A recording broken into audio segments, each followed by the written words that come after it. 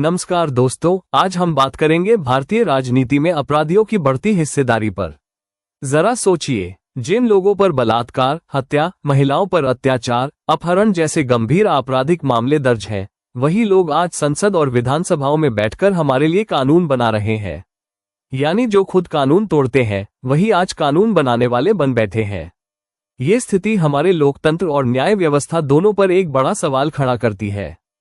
Association for democratic reforms (ADR) की report बताती है कि 2024 की नवनिर्वाचित लोकसभा में 46% सांसदों पर आपराधिक मामले दर्ज हैं, जो कि 2009 की तुलना में 55% अधिक है।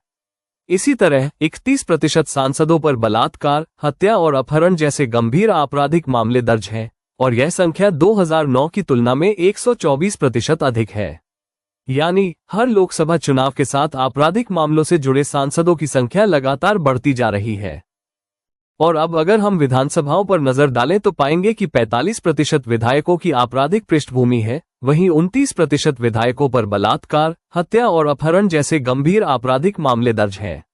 आप ये सुनकर चौंक जाएंगे कि आंध्र प्रदेश विधानसभा में 79% विधायक आपराधिक मामलों में घिरे हुए हैं, यानी हर 10 में से 8 विधायक अपराध से जुड़े मामलों में फंसे हैं।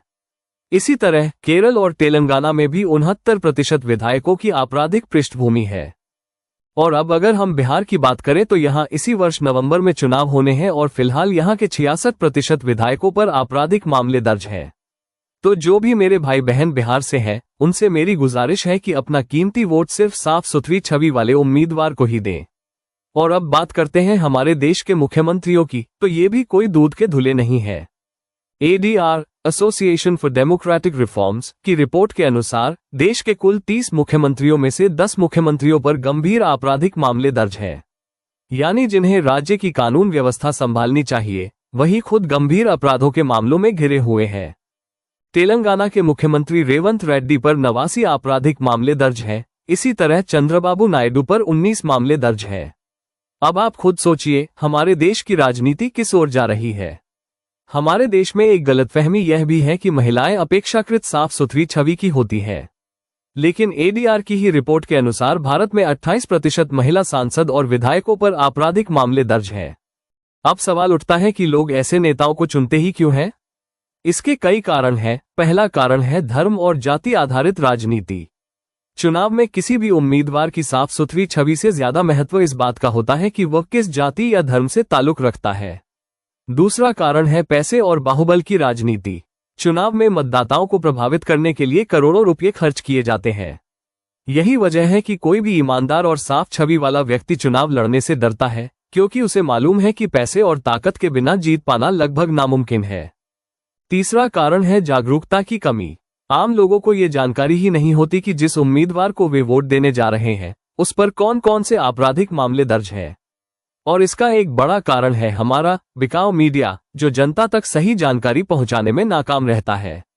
चौथा कारण है धीमी न्यायिक प्रक्रिया। हमारे देश में मुकदमे सालों नहीं बल्कि दशकों तक चलते रहते हैं। जब तक फैसला आता है, तब तक आरोपी नेता आराम से 8 से 10 चुनाव लड़ चुके होते हैं और सत्ता की कुर्सी तक पहुंच जाते हैं। अगर हम सच में भारतीय राजनीति में अपराधियों की बढ़ती हिस्सेदारी को कम करना चाहते हैं तो इसके लिए कुछ ठोस कदम उठाने होंगे। सबसे पहले न्यायपालिका में लंबित मामलों का त्वरित निपटारा करना होगा, ताकि अपराधी नेताओं को जल्द से जल्द सजा मिल सके और वे राजनीति से दूर हों। मतदाताओं को जागरूक करना होगा, ताकि वे जाति, धर्म या पैसे के लालच में न आकर केवल साफ सुथरी छवि वाले उम्मीदवार को ही वोट दें। साथ ही राजनीतिक दलों को भी मजबूत इच्छा शक्ति दिखानी होगी और आपराधिक मामलों से जुड़े उम्मीदवारों को टिकट देना बंद करना होगा। यानी बदलाव लाने की जिम्मेदारी तीनों की है, न्यायपालिका, मतदाता और राजनीतिक दलों की। तभी भारतीय लोकतंत्र को अपराध मुक्त किया जा सकता है।